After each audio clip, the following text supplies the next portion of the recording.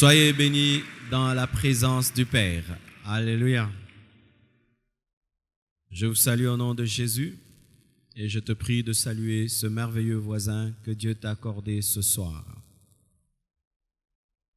Amen. Comme je l'ai dit précédemment, le Seigneur nous a mis à cœur pendant ces temps de former une armée d'intercesseurs et une armée de gagneurs d'âmes sanctifiés et équilibrés. Et aujourd'hui, je vais continuer ces genres d'enseignements qui vous équipent à l'évangélisation. Car des fois, dans l'Église, nous venons pour recevoir, mais des fois également, nous venons pour être formés afin de sauver les autres. À cela, je veux m'atteler pendant cette période à vous former pour évangéliser, gagner les âmes, vous former pour intercéder. Et même, je donnerai une formation sur comment chasser les démons. Amen. Car je crois que chasser les démons n'est pas l'apanage que des prédicateurs ou des intercesseurs. Tout chrétien à l'Église doit savoir chasser un démon. Et quand je parle de chasser les démons, ce n'est pas dans cette manière de chasser les démons où nous prions seulement spirituellement sans avoir un contact ou une opposition claire devant nous. C'est lorsque vraiment quelqu'un a un démon en lui et tu dois prier jusqu'à sa délivrance, où tu es seul et tout d'un coup quelqu'un a une manifestation démoniaque. Comment tu peux faire? Ça peut se passer chez toi à la maison, à l'université. Moi, ça m'est arrivé même à l'école. Des fois, on allait prêcher et pendant que tu prêches, il y a une manifestation démoniaque. Le pasteur n'est pas là, personne n'est là. Et si la personne ne retrouve pas son bon sens avant la fin de la récréation, vous avez des sérieux problèmes avec l'école. Donc, on va vous apprendre toutes ces choses, car mes frères et sœurs, si ce nombre d'hommes et de femmes qui sont présents en ce lieu devenait une armée, ce serait extraordinaire. Cette église connaîtrait une croissance extraordinaire. Amen. Alors aujourd'hui, je vais vous enseigner sur comment sauver un inconverti qui trouve des excuses. Tu peux le dire à ton voisin de gauche, à ton voisin de droite. Comment sauver un inconverti qui trouve des excuses? Ton voisin de derrière, ton voisin de devant et ton voisin qui te sourit. Comment sauver un inconverti qui trouve des excuses? Voici deux excuses que présentent souvent les inconvertis et des fois, quand tu n'es pas mûr dans la parole de Dieu, tu risques de le laisser. Vous savez, des fois, il arrive que tu sois malade et tu dois avoir un médecin. Tu sais que vraiment, il faudrait qu'il puisse intervenir, mais la peur de l'opération peut te dire pas maintenant, n'est-ce pas? Et ainsi, tu peux reporter une opération pendant 1 mois, 1 année, et un jour, la maladie te tue. Et face au salut, les hommes aussi se comportent ainsi. Ils disent qu'ils ne sont pas prêts de donner leur vie à Jésus. Ils disent pas aujourd'hui. Et des fois, lorsqu'on est immature, quand quelqu'un te dit aujourd'hui, je ne suis pas prêt de recevoir Jésus, ce n'est pas mon jour. Ils aiment utiliser ça, son jour. Ils aiment nous dire, toi tu t'es converti parce que c'était ton jour. Moi, mon jour n'est pas venu. Et des fois, les chrétiens sont désemparés face à de telles questions.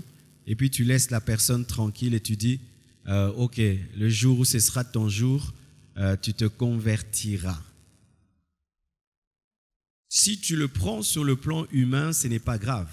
Mais si tu peux le prendre sur le plan, mettons, spirituel et même sur le plan d'un réel danger, suppose que tu entres dans une maison en feu dans laquelle il y a 10 personnes et tu sors du feu 9 et tu vas vers la dernière personne, tu lui dis je suis venu te sortir de là et puis elle te dit mon heure de sortir du feu n'est pas arrivée.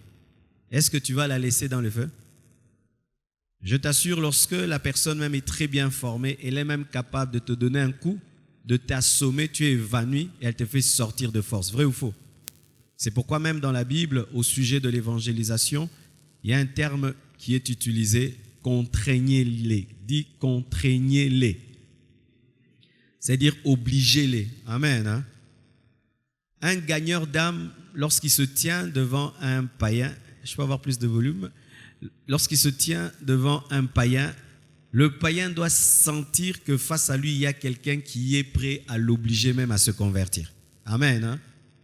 Mais si le païen sent que il suffit seulement qu'il dise non pendant quelques minutes et puis tu lâches prise, sache que tu ne seras pas un gagneur d'âme efficace. C'est pourquoi vous remarquez les témoins de Jéhovah. S'il vient chez toi aujourd'hui, sache qu'il viendra demain, après-demain, jusqu'à ce que tu vas le chasser, il reviendra. Parce qu'il paraît que chez eux, ils ne peuvent lâcher une personne qu'après avoir fait au moins 12 tours, 12 fois, être venu chez toi jusqu'à ce que tu le chasses 12 fois. C'est alors que le témoin de Jéhovah peut aller ailleurs parce qu'ils doivent contraindre les gens à se convertir. Pas aujourd'hui. Aujourd'hui, ce n'est pas mon jour. Aujourd'hui, je ne suis pas convaincu. Ce que tu as dit est vrai, mais mon temps n'est pas encore arrivé. Je ne sens rien. Certains même païens désirent des signes. Et là même, avant d'entrer dans le vif du sujet, lorsque même tu lui partageras les contours de ta conversion, évite de faire de ton témoignage une doctrine de peur que le païen ne présume qu'il doit vivre ce que tu as vécu pour se convertir. Vous voyez, moi, je me suis converti par une apparition de Jésus. Et lorsque je témoigne ça à un païen, du coup, il veut aussi que Jésus lui apparaisse pour se convertir. Alors, je dois toujours ajouter, mais toi, il se peut que Jésus ne t'apparaîtra jamais parce qu'il y a des chrétiens qui, jusqu'à leur mort, ne verront jamais Jésus. Ils le verront que le jour de l'enlèvement. Vous le savez? Ah oui? Il y a des chrétiens, jusqu'à leur mort, tu peux jeûner, prier, Jésus ne t'apparaîtra jamais. Tu es déçu? Dis, la Bible me suffit. Oui, la Bible te suffit, bien-aimé. Tu n'as pas besoin d'une apparition de Jésus-Christ pour croire en la Bible. Alors, lorsque je témoignerai à un païen disant que j'étais allé prendre ma douche et quand je suis sorti, j'ai eu une apparition de Jésus-Christ, alors directement le païen dira « Ah, pasteur, tu vois, tu étais tellement mauvais que Jésus t'est apparu pour que tu te convertisses. Moi aussi, il doit m'apparaître pour que je croie. » Il faut lui dire « Ça, c'est ma grâce, mon appel, ma destinée. Mais toi, Jésus t'est apparu au travers de moi. » Amen. Hein? Que dire à une personne qui te dit « Pas aujourd'hui » Voici les versets. Ces derniers temps, on vous donne des versets. Amen. Hein? On a même allumé les lampes pour que vous puissiez écrire. D'accord? Écrivez les versets. Quand quelqu'un te dit « Pas aujourd'hui », ce n'est pas mon jour, quel verset tu peux lui donner? Je vais vous donner 5 ou 6 versets que vous pouvez donner à de telles personnes. Josué 24, verset 15. Josué 24, verset 15. Je vais vous lire cela. D'ici là, on va mettre des écrans géants ici. Quand je lis comme ça, ça apparaît sur un écran. Vous le croyez? C'est rien. Ça se vend en Chine. Josué 24, verset 15. La Bible dit ceci. « Et si vous ne trouvez pas bon de servir l'Éternel, choisissez aujourd'hui. » Est-ce qu'on a dit demain? Choisissez aujourd'hui qui vous voulez servir ou les dieux que servaient vos pères au-delà du fleuve ou les dieux des Amoréens dans le pays desquels vous habitez. Moi et ma maison, nous servirons l'Éternel. Lorsque Josué demande à Israël de choisir entre l'Éternel et les dieux des Amoréens, il ne dit pas demain, il leur dit aujourd'hui. Lorsque tu prêches à quelqu'un l'évangile, il doit sentir que c'est aujourd'hui. Amen. Hein? Il ne doit pas sentir que tu es venu prêcher un peu, tu reviendras demain. Parce que tu peux lui prêcher un peu et tu dis que tu reviendras demain, il meurt. Amen. Hein? Alors quand tu as un païen face à toi, il faudrait que tu puisses intérioriser ceci. Il se peut que cet homme puisse mourir cette nuit. Je suis la dernière bouée de sauvetage de l'Éternel dans la vie de cet homme. Et tu vas voir, ta détermination va changer. Ne prêchez pas comme si vous attendez à ce que les gens se convertissent quand ils voudront, demain, après-demain, dans un mois. Josué a dit, aujourd'hui choisissez. Et là, il n'a pas parlé à une personne, il n'a pas parlé à 2 personnes, il a parlé à des millions de personnes demandant à toute une foule de donner maintenant une réponse aujourd'hui.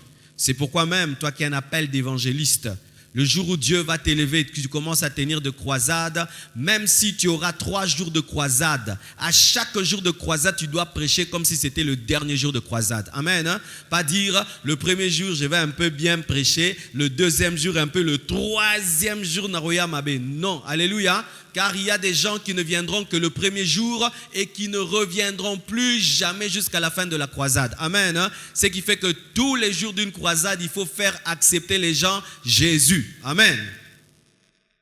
Et si Dieu te fait grâce d'aller dans une nation, aie le courage de demander à toute une nation aujourd'hui de se mettre en ordre avec Dieu. Pas demain, aujourd'hui. Un autre passage qui le confirme. 1 Roi 18, verset 21. 1 Roi 18, verset 21.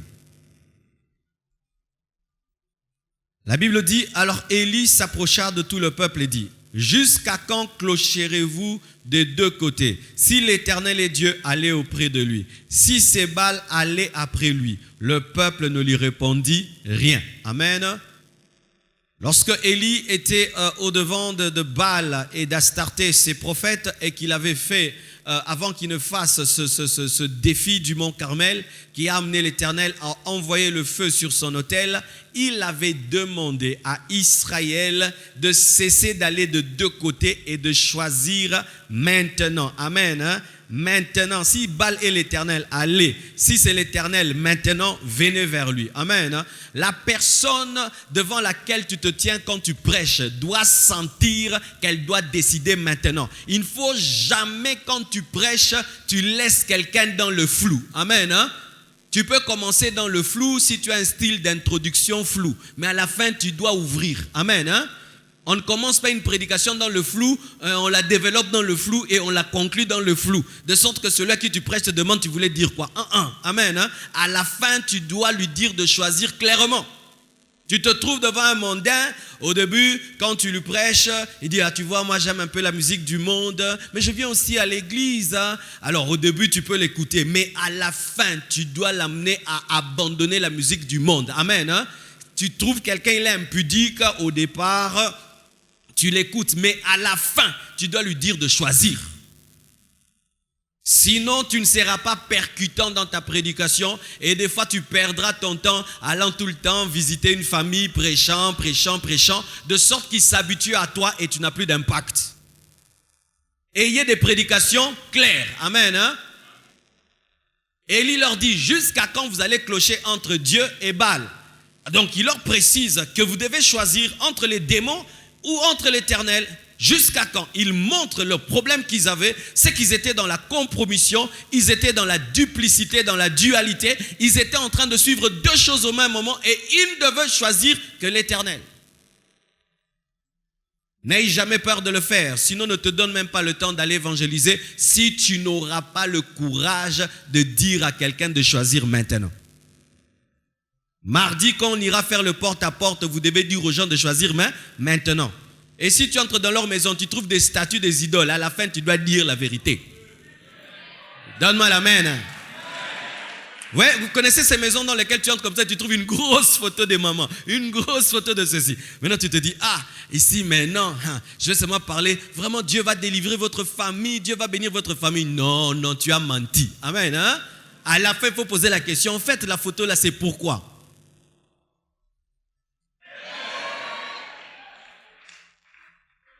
Non, tu ne vas pas t'en occuper, tu vas faire semblant. Tu as déjà vu un médecin, il ouvre ton ventre, il cherchant, mettons, une maladie d'appendicite. Mais pendant qu'il est en train de traiter l'appendice, il se rend compte que ton foie est malade. Il va fermer? Non, il va s'occuper du foie. Maintenant, toi, tu es entré dans une maison, tu pensais qu'elle était normale, tu trouves des choses. Tu vas faire semblant? Non, tu dois poser la question, le foie est malade. Béni soit Dieu, si on va te tabasser, te chasser, tu étais un bon gagneur d'âme, tu as dit la vérité. Amen. Amen. Tu vas là-bas, une grosse photo d'un grand prophète là. Pose la question, pourquoi ce prophète est là? Non, notre prophète là, nous le prions, nous l'invoquons, tout. Ok. Mais moi, j'aimerais vous dire que Jésus-Christ est plus que lui. Tu dois avoir ce courage-là. Sinon, tu n'as pas prêché. Qui ira avec nous mardi? Frères et sœurs, imaginez qu'Élie soit là devant Israël et il sait qu'Israël a un problème avec Baal et Astarté mais n'en parle pas. Est-ce qu'il était un prophète? Il n'a pas été un prophète. Il savait que le problème d'Israël, c'était quoi? Ils étaient en train de clocher entre Baal et l'Éternel. C'est-à-dire le matin Baal, la nuit l'Éternel. L'Éternel le matin et le soir Baal. Il leur a dit, vous devez choisir quand? Maintenant. Maintenant. C'est-à-dire que tu dois même te préparer. D'entrer dans la maison d'un féticheur, tu sors avec ses fétiches, tu les brûles au même moment. Quand tu rencontres un occultiste et tu lui prêches l'évangile, tu dois lui demander d'abandonner l'occultisme maintenant. Amen. De te donner les fétiches, tu les brûles maintenant, pas demain. Pourquoi? Parce que les démons entendent quand tu lui prêches l'évangile et savent qu'ils devaient décider. Et certains démons tuent quelqu'un qui se convertisse, surtout pour les occultistes de haut niveau. Quand tu prêches l'évangile à un occultiste de haut niveau, les démons qui sont en lui entendent et peuvent l'amener à une incrédulité et à te dire « Oh mon frère, j'ai bien entendu, mais aujourd'hui je ne suis pas prêt, reviens demain. » Et la nuit, il dort, on le tue. C'est toi qui l'as tué. Tu n'as pas fini le travail. Amen.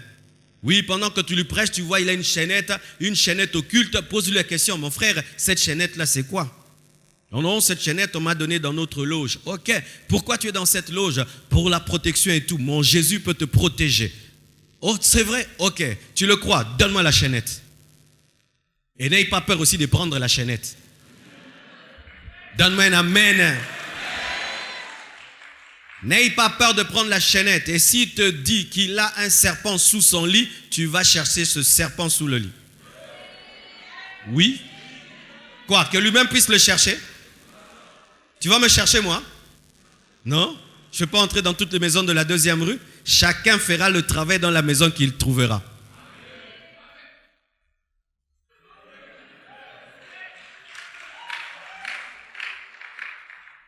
Alléluia. Dites aujourd'hui. Si quelqu'un te dit demain, toi dis aujourd'hui. Demain, aujourd'hui. S'il dit 10 fois demain, toi tu dis 11 fois aujourd'hui. S'il dit 20 fois demain, toi 21 fois, 21 fois aujourd'hui. Jusqu'à ce que devant Dieu, tu puisses manifester que tu voulais le gagner aujourd'hui. L'histoire de Lot. Lot tardait de sortir. Qu'est-ce que Dieu a fait? Les anges ont tenu Lot et l'ont fait sortir, n'est-ce pas? Ils l'ont touché, ils l'ont tenu physiquement pour le faire sortir, afin de parler de la contrainte. Lorsque réellement tu as la vision qu'un homme pécheur est en danger de mort, bien-aimé, tu ne le diras jamais demain, tu le diras aujourd'hui. Lui, il dit demain parce qu'il ne comprend pas la portée spirituelle de l'éternité. Mais toi, tu en as la révélation. Tu ne peux pas entrer dans demain lorsque toi, tu as la révélation que c'est aujourd'hui. Contraignez-les. Amen. Proverbe 27, verset 1. La Bible dit ceci. Un autre verset. Ne te vante pas du lendemain, car tu ne sais ce qu'un jour peut enfanter. Quand quelqu'un te dit, oh c'était bien, je veux me convertir demain, je veux me convertir dans 1 mois. D'autres disent, je suis encore jeune, il faudrait que je puisse me réjouir de ma jeunesse et ensuite je me convertirai quand je serai vieux. Il faut lui poser la question, qui t'a dit que tu vieilliras?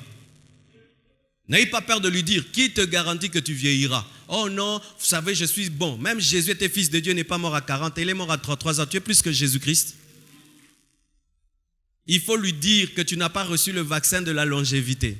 Tu n'as pas la garantie que tu vivras longtemps. N'aie jamais peur de faire peur. Les grands prédicateurs au temps du réveil, certains donnaient la joie, d'autres terrorisaient l'assemblée au point où quand ils prêchaient, les gens tenaient les poteaux pour ne pas aller en enfer. Et ils se convertissaient. Oui, il faut lire mes frères, il faut lire. Quand un homme te dit, je le ferai demain, voici ce que tu dois lui dire. Est-ce que tu sais ce qui se trouve dans le ventre d'un jour? As-tu l'échographie d'une journée? Lorsqu'il n'y avait pas d'échographie, une femme pouvait être enceinte. Celui-ci dit que c'est une femme, l'autre dit que c'est un homme. Pareil aussi pour une journée. Certaines personnes se réveillent bien portantes et finissent à l'hôpital. Certaines personnes se réveillent dans la joie et finissent mortes. Une journée est un mystère. Lorsque quelqu'un te dit « je me convertirai demain », il faut lui expliquer à quel point demain est un mystère rempli de points d'interrogation. Voici ce que moi je dis toujours lorsque je dis à un homme de se convertir et il me dit qu'il se convertira demain, je lui dis « ok, tu vas te convertir demain, voici. Sais-tu ce que je vais dire dans une minute ?» Il dit non, tu ne sais même pas ce qui va t'arriver dans une minute et toi tu as le toupet de me dire que demain tu vas te convertir. Tu ne sais même pas ce que moi je vais te dire dans une minute. Tu sais ce que je vais dire maintenant? Mais tu vas te convertir demain. Tu n'as aucune maîtrise même d'une minute, ni d'une heure. Mais tu dis que tu as la maîtrise d'un mois. Je vais me convertir à la fin du mois. Pourquoi il faut que je fasse ça, ça et ça et ensuite je me convertirai? Ok, dis-moi alors ce qui va t'arriver cette nuit. Tu ne sais même pas ce qui va t'arriver dans la nuit. Et dans la nuit, nous dormons comme des morts. Certains ici d'ailleurs, ils ont un don pour dormir. Ils peuvent dormir, il y a même la guerre. Il ne se réveillera jamais. Mais une telle personne peut dire, je me convertirai demain. Combien de personnes sont allées dormir et sont mortes? Combien de personnes sont allées dormir et ont eu une crise cardiaque? Combien de personnes avaient des projets? Si on pouvait lire les agendas de toutes ces personnes mortes, nous trouverons, je ferai, j'irai, j'achèterai, j'entreprendrai. Amen. Hein? Lorsqu'une personne, quand tu lui prêches l'évangile, te dit, demain, révèle à cette personne qu'elle n'a pas le contrôle de son lendemain. Et écoutez mes frères, une fois que Dieu te fait grâce de proclamer l'évangile, tu es en position d'autorité. Amen. Hein? Et même si c'est une autorité, même si c'est un érudit, parle la parole est plus intelligente que toute personne intelligente. Je ferai, j'entreprendrai, j'ai pas le temps, reviens demain. Dis lui-même qui te prouve que je serai vivant demain pour te prêcher. Alléluia. Car que ce soit moi qui te prêche et toi qui m'écoutes, aucun de nous n'est sûr que demain il vivra. C'est pourquoi, lorsque même tu prêches l'évangile, tu dois le faire toujours de tout ton cœur et bien le faire. Il se peut que c'est ta dernière prédication. Ne connaissez-vous pas des prédicateurs qui sont morts sur la chair? Et toi, Dieu te donne la grâce d'être en train de parler à un homme et tu le fais à la légère. Faites toujours les choses bien. Et là même, j'aimerais parler à cet homme, à cette femme qui est venue ce soir à la compassion. Étant religieuse, sympathisante du pasteur, sympathisante de l'église Compassion, mais tu n'as pas encore donné ta vie à Jésus-Christ et tu le dis demain, demain, demain. Qui te prouve que cette nuit, tu survivras? Qui te prouve? Un autre verset. Ésaïe 55, verset 6. Lorsque quelqu'un te dit pas aujourd'hui, voici un autre verset que tu peux lui donner. Cherchez l'Éternel pendant qu'il se trouve. Invoquez-le tandis qu'il est prêt. Cherchez l'Éternel pendant qu'il se trouve. Invoquez-le tandis qu'il est prêt. Que Dieu me donne les phrases pour expliquer ceci. Cherchez l'Éternel pendant qu'il se trouve. Mais Dieu se trouve toujours parce que Dieu est omniprésent. Dieu est partout. Mais c'est comme si, par ce passage, on veut nous révéler qu'il y a une rareté de Dieu. C'est-à-dire que lorsque la rareté de Dieu se révèle à toi, profite. En soi, qu'est-ce que cela veut dire? Bien-aimé, l'onction pour la conversion, quand Dieu touche un prédicateur, touche un homme pour venir t'annoncer l'évangile, c'est une grâce, un privilège que tu as reçu, tu dois le maximiser. Car ce n'est pas tout le monde qui a cette grâce-là. Amen. Hein? Ce n'est pas tout le monde qui a la grâce d'écouter un prédicateur qui, au lieu de lui parler de son argent, de ses bénédictions, te dit de te mettre en ordre. Amen. Hein? Ça veut dire cela. Ce n'est pas tout le monde. Il peut avoir un quartier avec 100 maisons. Et des gagneurs d'âme entrent que dans 20 maisons. C'est un privilège, une grâce. Tu dois révéler à la personne qui te reçoit que ce n'est pas toi qui as la grâce de lui prêcher. C'est elle qui a la grâce de te recevoir. C'est pourquoi tu ne dois pas être complexé dans aucune maison. Amen. Hein? Lorsque vous entrez dans les maisons, ne soyez jamais complexés. Comportez-vous comme des rois et comme des reines, mais dans le respect. Amen. Ce sont eux qui ont trouvé grâce de recevoir des ambassadeurs de Dieu. Et ces personnes doivent le comprendre. Et ta manière de parler et de te comporter doit le révéler. Ainsi, la personne sera amenée à saisir la rareté. Une personne qui comprend que le cadeau de l'évangile, le cadeau de la grâce, Et le plus grand cadeau du monde saisira directement. Mais si dans ta manière de parler, c'est comme si c'est elle qui te fait trouver grâce, elle dira demain je te ferai trouver grâce. Mais si tu lui expliques que c'est Dieu qui lui fait trouver grâce, la personne saisira directement la grâce. Tu dois dire à cette personne, il se peut que je ne reviendrai plus jamais dans ta maison. Mais aujourd'hui Dieu est venu dans ta maison pour que tu puisses croire en lui. Comme ça elle sait qu'elle n'aura pas 2 opportunités ni 3. C'est seulement aujourd'hui. N'est-ce pas mes frères et sœurs, qu'une seule fois dans ta vie, tu as eu à rencontrer certains hommes de Dieu? N'est-ce pas qu'une fois seulement dans ta vie, tu as pu entendre la voix de Dieu d'une certaine manière? Il en est de même.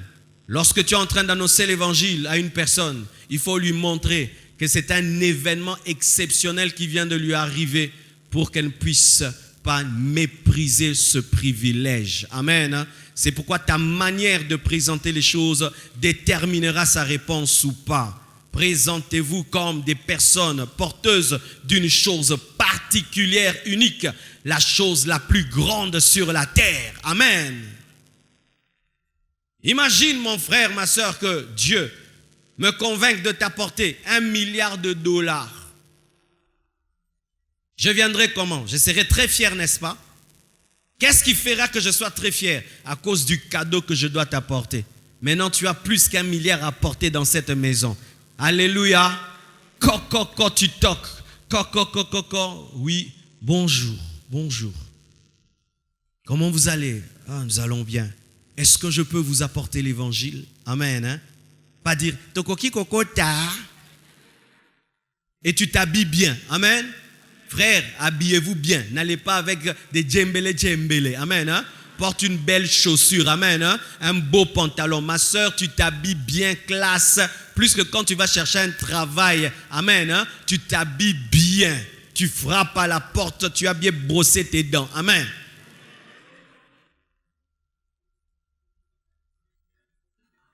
Tu frappes. Bonjour. Moi, c'est le frère tel. Je suis de l'église La Compassion. Et d'ailleurs, tu n'as même pas besoin de dire que tu es de telle église. Amen. Surtout ces derniers temps.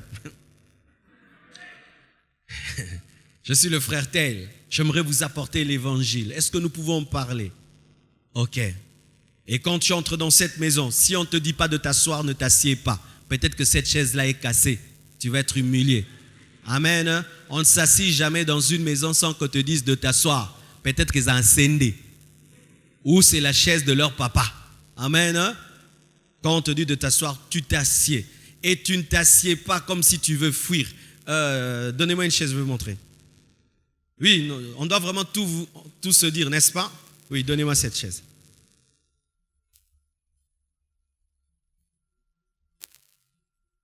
Tu es ambassadeur. Dis à ton voisin, tu es ambassadeur. Tu ne t'assieds pas comme ça. Amen. Comme si tu as peur, tu es prêt à fuir. Amen. Pas comme ça. Tu t'assieds comme ça. Et tu es droit. Amen. Ne fais pas ça. Frère. Là, on dit que tu es orgueilleux. Amen. Tu es bien comme ça. Même une sœur, tu es bien. Amen. Et tu es droit. Amen. On sent que tu dégages l'autorité, mais aussi le respect. Amen. Et si tu les trouves en train de regarder la télévision, faire du bruit, il ne faut pas t'imposer sans manière dans la maison d'autrui. Tu diras, s'il vous plaît, est-ce qu'on peut prier? Et il y a certaines familles qui savent déjà que si tu dis, s'il vous plaît, est-ce qu'on peut prier? Eux-mêmes vont éteindre et vous allez prier. Mais il y a d'autres, malgré ça, la télévision continue. Et tu peux dire, tu ajoutes encore maintenant, s'il vous plaît, est-ce qu'on peut éteindre? S'il vous plaît, toujours, est-ce que vous pouvez? Hein? S'il vous plaît. Mais il y a l'ordre, mais dans les s'il vous plaît. S'il vous plaît, est-ce que vous pouvez éteindre? Et puis ils éteignent. Ok. Et tu pries. Si pendant que tu prêches, tu sens qu'ils sont à 10, il y a 5 qui ne s'occupent même pas de toi, qui font du boucan, ils partent, ils reviennent, oublie ces personnes, concentre-toi que sur les 5 qui te donnent leur temps. Par leur conversion, les autres finiront par se convertir. Amen. Hein? Mais sache que tu es porteur du plus grand cadeau au monde, le salut en Jésus-Christ de Nazareth. Amen. Hein? Et si on te donne l'argent, tu ne prends pas. Quand on ira faire l'évangélisation, si on te donne l'argent, tu ne prends pas. À moins qu'on te donne l'argent de la construction.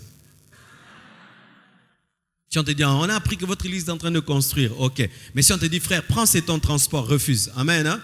Que ce soit dans le bus, que ce soit dans le marché, ne prenez pas l'argent de transport. Amen. Hein? Et va déjà avec ton argent de transport. Amen.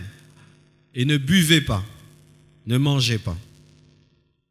Tu peux boire, tu dors. Beaucoup de filles ont été violées en allant évangéliser, en étant gloutonne, tu as bu, et il y avait un produit dedans, tu dors. Ah oui. Tu ne bois pas, tu ne manges pas. Tu dois te comporter comme un ambassadeur. Amen. Cherchez l'Éternel pendant qu'il se trouve. Révélez que c'est une grâce. Invoquez-le tandis qu'il est prêt. Quand tu prêches à quelqu'un, tu dois lui révéler que Dieu est là. Amen. Hein? Un jour, quelqu'un est en train de prêcher et il prêche. Et puis on lui dit, ah non. Le message là que tu prêchais fort, dis-nous un peu. Et écoutez ce qu'il dit. Même moi, vraiment, je ne suis pas sûr que j'irai au ciel. Quand tu prêches, tu dois parler avec foi et assurance, de sorte que la personne sente que le Jésus dont tu parles est là et il est prêt à entrer dans son cœur. Jésus est là. Si tu crois en lui, va entrer. Il est où? Il est ici. Il est là pendant que je te parle. Jésus est là, même si tu n'as pas de vision. Il est là par la foi. Tu n'as pas besoin de sentir, tu n'as pas besoin des expériences. Tu dois parler avec une telle assurance que la personne sent que tu es accompagné de celui qui t'envoie. Invoque-le pendant qu'il est prêt. Si maintenant tu l'invoques, il te guérit. Si maintenant tu l'invoques, il te délivre, il te pardonne. Où? Maintenant, dans mon salon, oui. Tu n'as pas besoin d'aller à l'église. Maintenant, ça va t'arriver. Et Dieu peut te faire grâce pendant que tu parles ainsi. La gloire de Dieu remplit leur maison. Ils sont baptisés du Saint-Esprit. Les démons commencent à sortir. Tu commences à faire un service. Et demain, ça devient une extension de l'église. Oui, moi je faisais ça. J'allais évangéliser. J'ai laissé toute une famille endormie. Ben, on était encore très jeunes. On aimait ça. On aimait bien ça. Tu pries pour des gens. Quand ils tombent, tous ils dorment. Tu pars. Et puis tu vas dire à tes amis,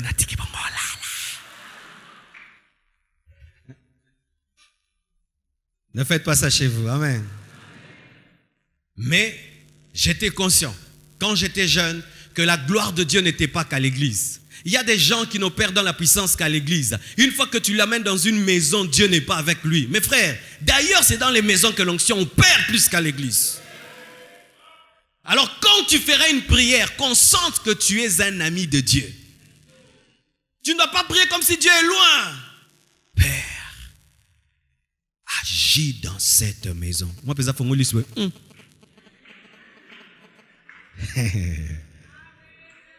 Alléluia. Je vous dis compassion. Si on entre dans cette dimension, c'est l'explosion. C'est l'explosion, l'explosion, l'explosion. Un autre verset pour terminer au sujet de ceux qui donnent cette raison, pas aujourd'hui. Matthieu 24, verset 44. Matthieu 24, verset 44, la Bible dit ceci. C'est pourquoi vous aussi, tenez-vous prêts, car le Fils de l'homme viendra à l'heure où vous n'y penserez pas. Qui croit en l'enlèvement de l'Église? Tu ne peux pas évangéliser sans croire que Jésus-Christ revient bientôt. De plus en plus, avec la modernisation, nous avons des chrétiens qui ne croient pas en l'enlèvement de l'Église. Ils pensent que c'est une fable, ce sont des mythes, des raconteurs, des prédicateurs. Bien-aimés, il y a un grand événement qui s'approche, le retour de Jésus.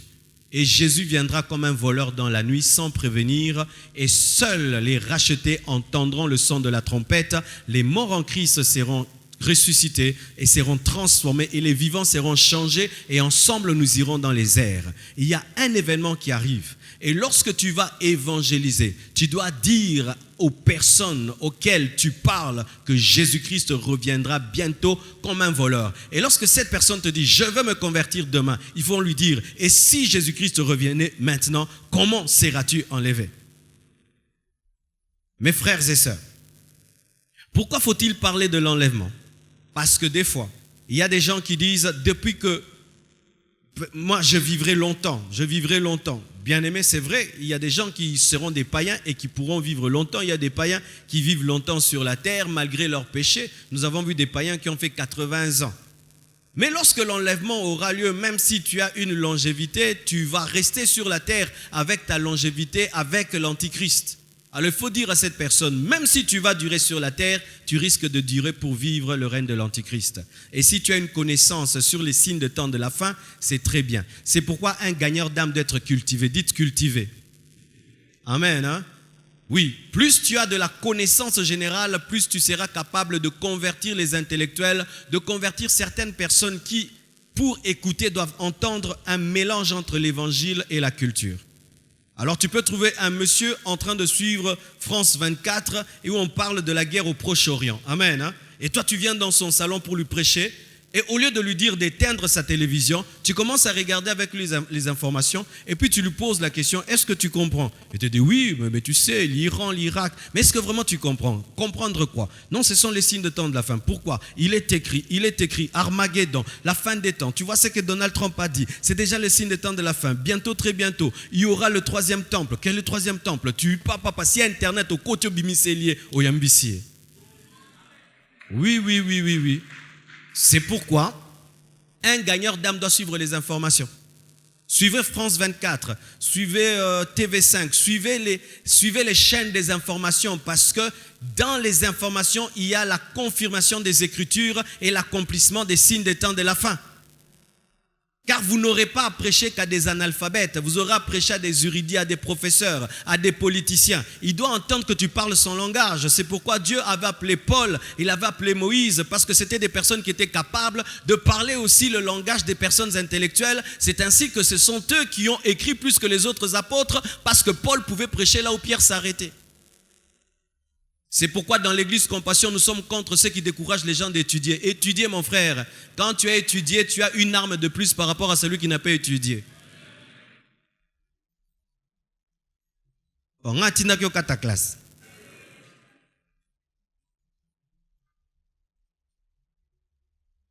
Oui, il faut étudier. Amen. Hein? Étudier t'aidera à prêcher l'évangile à toute personne, dans tout milieu. Amen. Hein? Tu as ton lingala et tu as le reste. N'aie pas que ton lingala. Amen. Hein? Et je vous dis, si tu es très humble à l'église Compassion, même si tu n'as pas pris le français, tu connaîtras le français. Moi, j'ai des amis qui n'ont pas étudié, mais qui parlent bien français, le français du Louis II. Amen. Hein? Ouais. Il y a aussi le français du Louis II et le français de Larousse. Si déjà tu maîtrises le français du Louis II, ça te va déjà.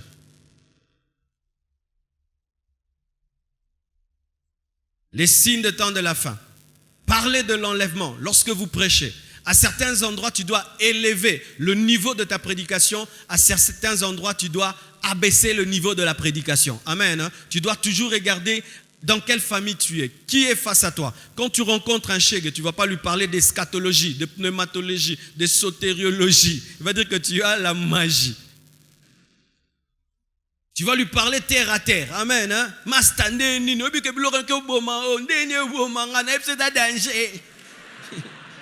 Ah, Pasteur Timba.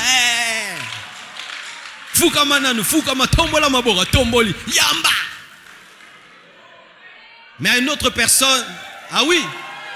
Paul dit avec le juif, je suis juif. Avec le grec, je suis grec. Je fais tout pour l'évangile. Parce qu'il y a certains gagneurs d'âme qui sont toujours standards.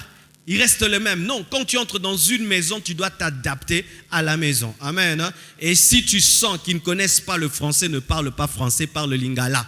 Amen. Hein? Ok, qu'on l'accent français, t'es nanda rabatu. Ouais.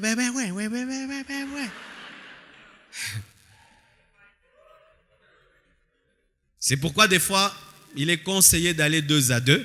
C'est-à-dire, vous entrez dans une maison et tu trouves que, même si c'est toi qui as une meilleure connaissance de la parole, mais dans cette maison-là, tu n'as pas un bon lingala, tu es plus francophone, mais lingala, tu ne sais pas prêcher, tu laisses l'autre prêcher, même s'il n'a pas ton niveau d'onction et de la parole, lui prêche en lingala, et quand il faut prier, toi tu pries, tu leur imposes les mains. Amen.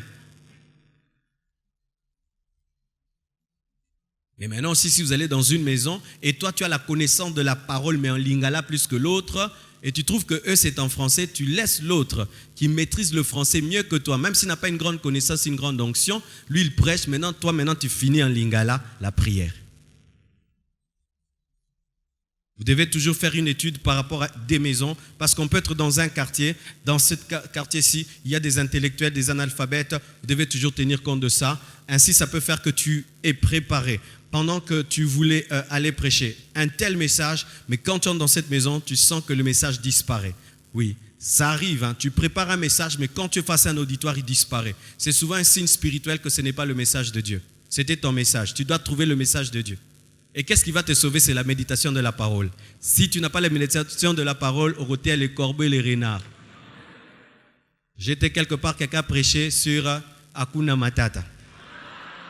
Vrai de vrai. Maté et Sili, à l'ouki dessin animé.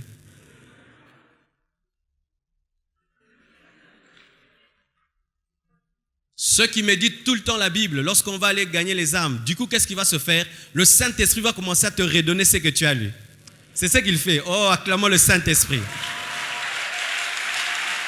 Oh, Rabashaya.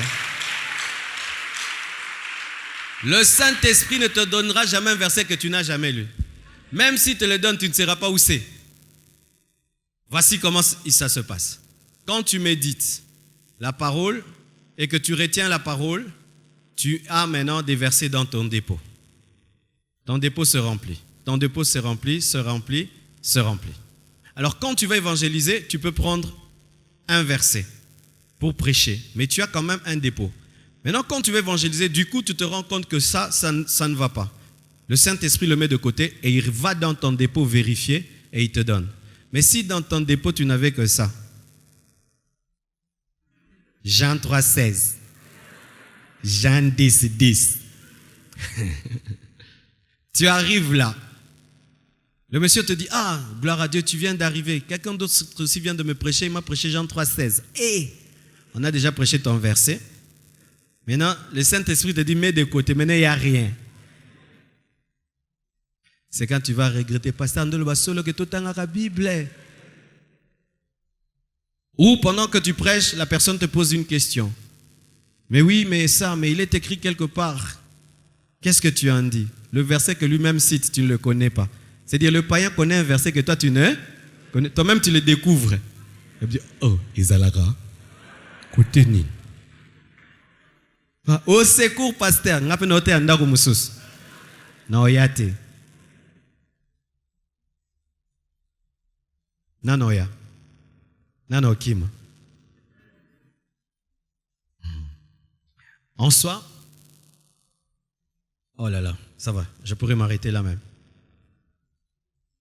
Vous savez, moi, j'ai grandi comment? Mes frères et sœurs, moi, je n'ai pas grandi parce qu'on me suivait. Moi, je n'ai pas grandi parce qu'on me suivait, que le pasteur venait à la maison pour me suivre, non. Moi, j'ai grandi dans ma vie chrétienne parce que je suivais d'autres personnes. Comment cela? Je me convertis.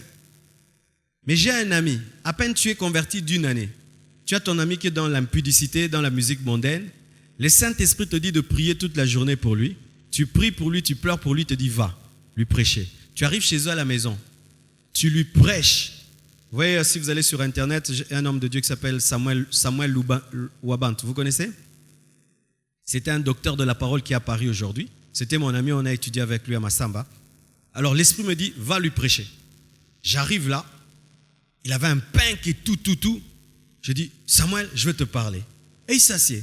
Je lui parle de l'amour de Dieu. Je sens une onction comme si j'étais le pasteur. Et il donne sa vie à Jésus. À l'instant, il avait un pink comme ça, Bobby Brown, avec des trucs ici. Il coupe ses cheveux.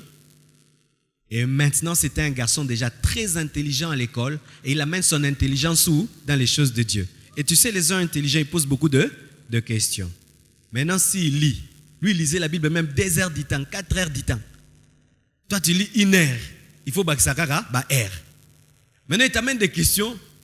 Alors, quand il te pose, tu te dis, attends, je vais aller chercher. Quand tu cherches, tu grandis. Tu lui donnes. Il grandit, tu grandis. C'est ce qui m'a fait grandir. Quand tu encadres quelqu'un, il t'amène des problèmes. Tu pries pour lui, il y a un démon se manifeste. Tu chasses le démon, il refuse. Le démon te résiste. Tu vas chercher Dieu. Pourquoi il t'a résisté? Tu reviens, tu le chasses, tu grandis. Mais vous ne grandissez pas pourquoi? Vous êtes là, c'est pasteur, bénis-moi, prie pour moi, impose-moi. Maintenant, imagine que dans l'église, j'ai amené 20 personnes qui, après le culte, quand le pasteur prêchait comme ça, s'ils ont des questions, ils n'ont pas le temps d'aller poser des questions au pasteur. À qui ils allaient poser des questions? Au frère Marcelo. Alors, j'étais obligé de venir à l'église. Pourquoi? Ils avaient un zèle qui me dépassait. Si tu ne viens pas te dire, tu sais pourquoi toi tu abandonnes Dieu? Parce que tu n'as aucun enfant ici.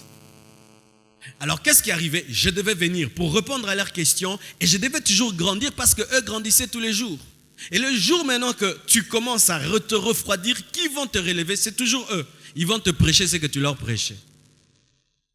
C'est ce qui nous a fait grandir. Tu encadres une personne, 2 personnes, 10 personnes. Et le pasteur remarque que les gens que tu encadres mûrissent, grandissent. Et ils parlent de toi au pasteur. Oh mais c'est le frère Marcelo, Marcelo, viens un peu. Mais tout le monde parle de toi. Tu fais quoi? Non, moi je prêche dans mon quartier, je prêche à l'école et tout. Ok, deviens président, 4e vice-président de la jeunesse, 3e vice-président, 2e vice-président, 1er vice-président, président de la jeunesse. Jusqu'à ce qu'il m'a imposé les mains. Je suis devenu pasteur. On ne grandit que si on prend soin des autres. Alléluia. Et je t'assure, tu seras contraint de grandir lorsqu'il y a quelqu'un qui compte sur toi. Imagine que tu as amené quelqu'un ici qui était un véritable païen. Il a réellement renoncé au monde et il a suivi ton Jésus. Est-ce que tu peux te permettre de faire 1 mois sans venir à l'église? Nous nous permettons des fois, le culte a lieu, nous sommes dehors, nous nous promenons parce qu'on n'a aucun enfant qui est dedans. Bien aimé, vous voulez grandir? Enfantez. L'enfant change le garçon en papa. Alléluia. Ça va, je fais un effort quand même finir sur... Prenez encore ce passage. Luc 12, versets 19 à 20. Écoutez ceci. Je dirai à mon âme, tu as beaucoup de biens en réserve pour plusieurs années. Repose-toi, mange et bois et réjouis-toi. Mais Dieu lui dit, insensé, cette nuit même ton âme te sera redemandée et ce que tu as préparé, pour qui sera-t-il? Amen. Là, il s'agit d'un homme riche. Après qu'il se soit enrichi, au lieu même de penser à Dieu pour glorifier Dieu, il s'adresse à lui-même et dit, je me repose, je suis rassasié de biens. Et il oublie que même s'il est riche, il n'a pas le pouvoir sur son âme, mais son âme est dans les mains de l'Éternel. Et Dieu lui dit, aujourd'hui même tu mourras. Ton âme, malgré ta richesse, te sera redemandée aujourd'hui. Car les hommes riches, qu'est-ce que souvent ils font? Quand ils sont remplis de richesse et d'abondance et que tu leur prêches l'évangile, il dit non, si je me convertis, je ne vais pas bien jouir de mes biens parce que prier, il ne faut pas commettre l'impudicité, il ne faut pas être dans l'adultère, il ne faut pas aller dans les boîtes de nuit, il ne faut pas toucher à la drogue. On ne s'amuse pas avec son argent lorsqu'on devient chrétien. Non, je vais jouir de mon argent, mon frère. Je vais jouir de mon argent, mon frère. Il faut lui dire, monsieur, c'est vrai, tu as de l'argent, tu peux en jouir, mais ton âme n'est pas dans tes mains, même si tu es riche. Tu possèdes ton argent, mais pas ton âme. La richesse est dans tes mains, mais ton âme n'est pas dans tes mains. Ton âme est dans les mains de l'Éternel. Et si celui qui a ton âme dans ses mains décide de te redemander ton âme, ta richesse sera dans les mains des autres.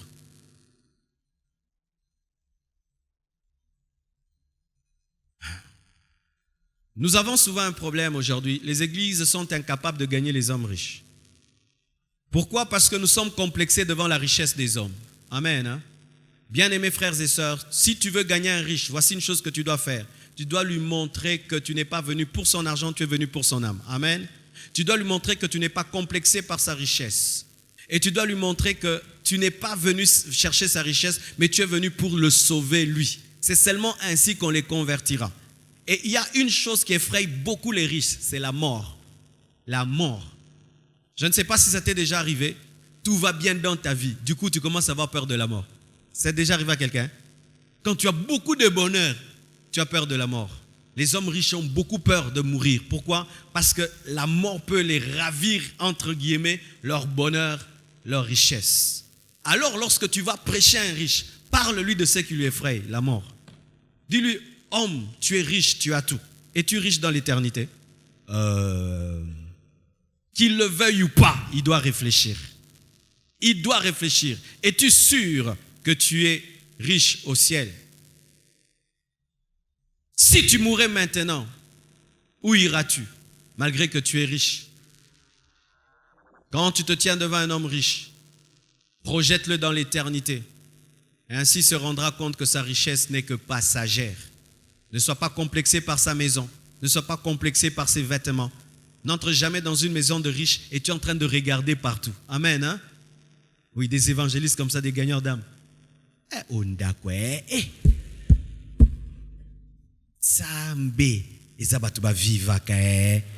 Toi, tu viens gagner une âme. Mais tu es en train de dire que cette âme vit. Toi, tu meurs. Papa, ma pambole bopé, ça t'a bisoté banana yo. Un gagneur d'âme rempli de convoitise. Dis-lui, si ton âme t'est redemandée, où ira ta richesse? Dans la main des personnes qui n'ont même pas travaillé. Alléluia. Aujourd'hui, ton âme peut être redemandée. Malgré ta richesse, ton abondance et ta santé, ton âme peut être redemandée. Amen. Acte 22, verset 16. La Bible dit ceci. Acte 22, verset 16. À ceux qui disent pas aujourd'hui. Et maintenant, que tardes-tu? Lève-toi, sois baptisé et lavé de tes péchés en invoquant le nom du Seigneur. Amen. Des fois, lorsque nous allons gagner les âmes, tu peux amener quelqu'un se convertir, mais il ne veut pas être baptisé. Voici pour ce qui est du baptême. Nous devons être bibliques. Amen. La Bible dit, celui qui croira et qui sera baptisé sera sauvé. En allant gagner les âmes, tu peux trouver quelqu'un qui est dans une doctrine dans laquelle on les baptise sans qu'il se soit converti. Il est baptisé depuis qu'il est bébé. Il était baptisé en passant sous le pied de quelqu'un, sous un drapeau ou sous un feu. Alors tu lui annonces l'évangile. Il se convertit, mais il est attaché à son faux baptême. Souvent les chrétiens dans le domaine des baptêmes, des gens nous prenons des pincettes. Non, il a déjà donné sa vie à Jésus-Christ. Comme il ne veut pas changer de baptême, on le laisse. Non, non, non, non, non. Bien aimé dans la Bible, la foi et le baptême vont ensemble. C'est seulement nous aujourd'hui que nous commençons à mettre d'un côté le baptême et la foi d'un autre côté, alors que dans la parole de Dieu, les gens croyaient et automatiquement étaient baptisés. C'est nous aujourd'hui avec l'organisation où quelqu'un se convertit aujourd'hui, dans 2 mois, 3 mois, on le baptise. C'est pourquoi même à la Compassion, nous avons réduit au maximum l'écart entre le baptême et la conversion. Les gens qui se sont convertis dimanche, ils seront baptisés quand? Samedi, vous voyez? Ils se sont convertis dimanche, samedi on les baptise, alors qu'avant on faisait 2 mois, 3 mois. Et je crois qu'on va atteindre le niveau, tu te convertis dans le culte, on te baptise dans le culte. Oh, donne-moi l'amen. Oh, oui, c'est ce qui doit être. Amen. Lorsqu'on va construire là, le baptistère est tout le temps propre. Il y a même des habits là, bien. Tu finis là, tu prends ta douche, un peu de parfum, de gel de douche.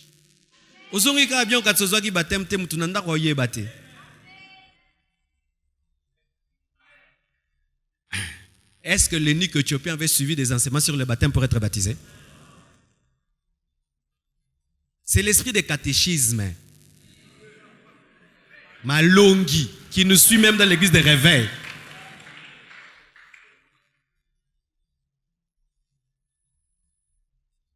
Pour que quelqu'un soit baptisé, il doit comprendre le baptême, il doit comprendre Jésus. Mais nous maintenant, avant de baptiser quelqu'un, il faut apprendre l'Apocalypse, la Sainte Seine et le non. Il apprendra ça après le baptême. Donc tu peux maintenant te convertir, on te baptise maintenant. On n'a pas péché, on a très bien fait. Maintenant, qu'est-ce qui se passe? Lorsque tu vas quelque part, tu prêches l'évangile, que la personne croit. Maintenant, tu lui poses des questions sur son baptême. Elle dit, ça, je ne suis pas convaincu, ne la lâche pas. Tu dois aussi la convaincre d'abandonner son baptême des bébés et lui dire qu'elle a été lavée sans savon.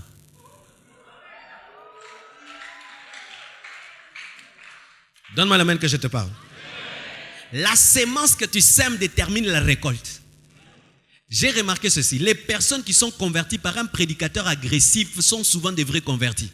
Mais celui qui se convertit par un prédicateur gentil rate souvent l'enfantement. Je donne un exemple. Je viens te prêcher, je te dis, frère, tu dois te convertir. La vie que tu mènes là est très très sale. Et quand tu viens à Jésus, ce ne sont pas des blagues. C'est une vie de sainteté, de pureté. Quand tu vas te convertir, tu sais à quoi tu t'attends.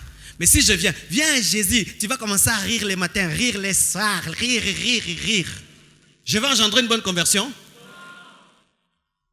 Lorsque les pleurs viendront, tu vas fuir, tu vas dire que je t'ai menti. Mais Jésus, quand il a dit, vous serez persécutés, vous serez haïs, il a dit toute la vérité. C'est pourquoi Paul et Pierre n'ont jamais abandonné, parce qu'ils les avaient déjà préparés. Alors tu lui dis, tu viens de donner ta vie à Jésus, mais tu dois aussi avoir l'autre baptême, parce que ton baptême est faux.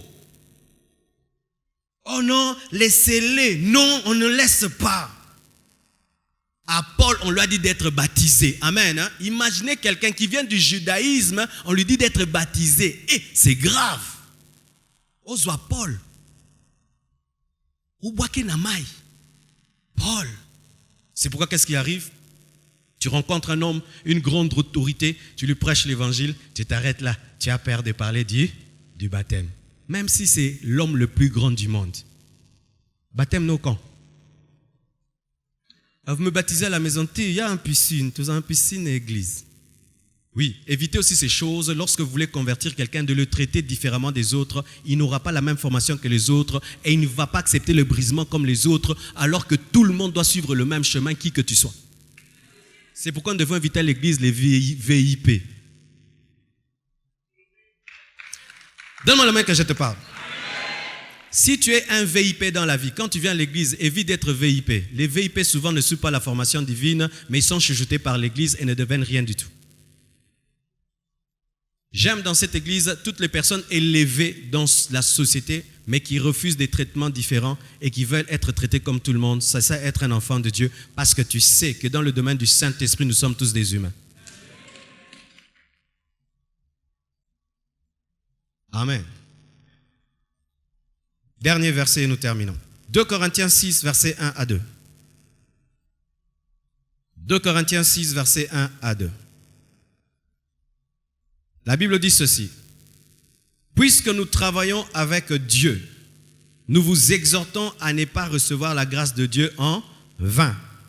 Car il dit, au temps favorable, je t'ai exaucé.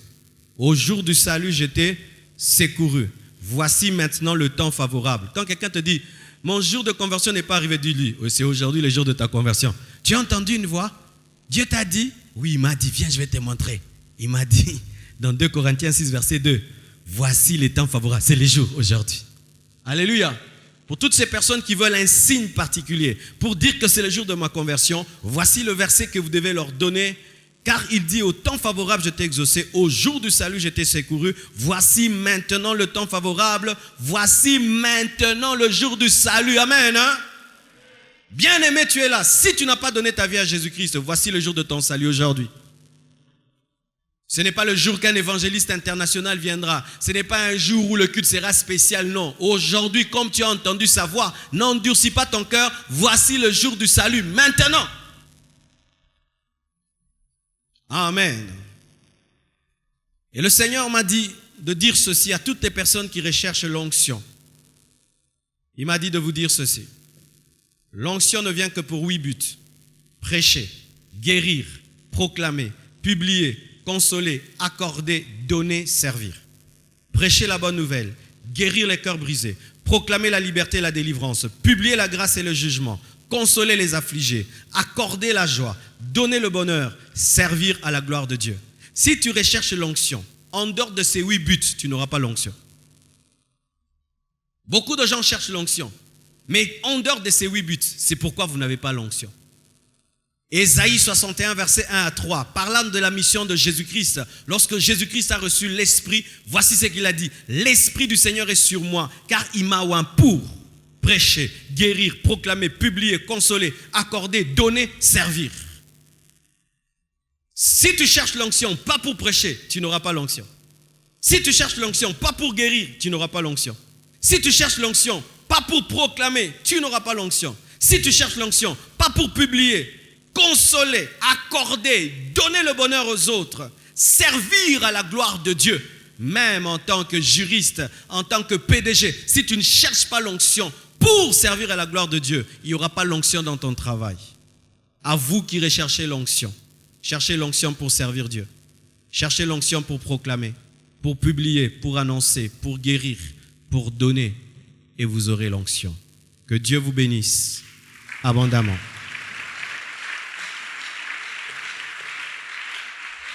Alléluia. J'aimerais faire l'appel à une catégorie de personnes, malgré qu'elles sont chrétiennes, au sujet même de leur sanctification. Vous remettez toujours à demain votre consécration. Tu sais que Dieu te demande de mener une vie chrétienne d'un haut niveau. Une vie chrétienne d'une profonde sanctification. Tu sais, mais tu dis, je le ferai. Je le ferai. Je vais me donner. Moi, je servirai vraiment Dieu. Moi, je vais me consacrer. Je craindrai Dieu. Tu le dis toujours demain. Ça fait 2 ans, 3 ans, 10 ans que tu le dis, mais tu as toujours ce niveau de compromission dans ta vie. C'est aujourd'hui, le jour de ta consécration. Ce n'est pas demain. Même si je n'ai pas cité ton péché, tu le connais. C'est aujourd'hui. Aussi, à vous qui êtes venus à l'église, mais vous n'avez pas donné votre vie à Jésus-Christ, c'est aujourd'hui le jour de votre salut, ce n'est pas demain. Pour ces 2 catégories de personnes, j'aimerais prier ce soir. Approchez-vous, s'il vous plaît.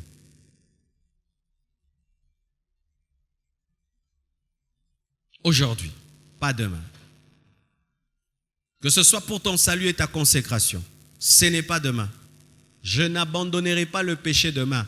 J'abandonne le péché aujourd'hui. Je ne me mettrai pas en ordre avec Dieu. Je me mets en ordre maintenant. Cette forteresse de demain a toujours été un frein pour la puissance spirituelle. Demain. Quand tu veux prendre une décision, demain. Quand tu veux changer, demain. Quand tu vas abandonner, demain. Quand tu veux te donner à Dieu, demain. Quand tu veux servir Dieu, demain, demain, demain. Si tu es sous l'emprise de demain, viens devant, s'il te plaît.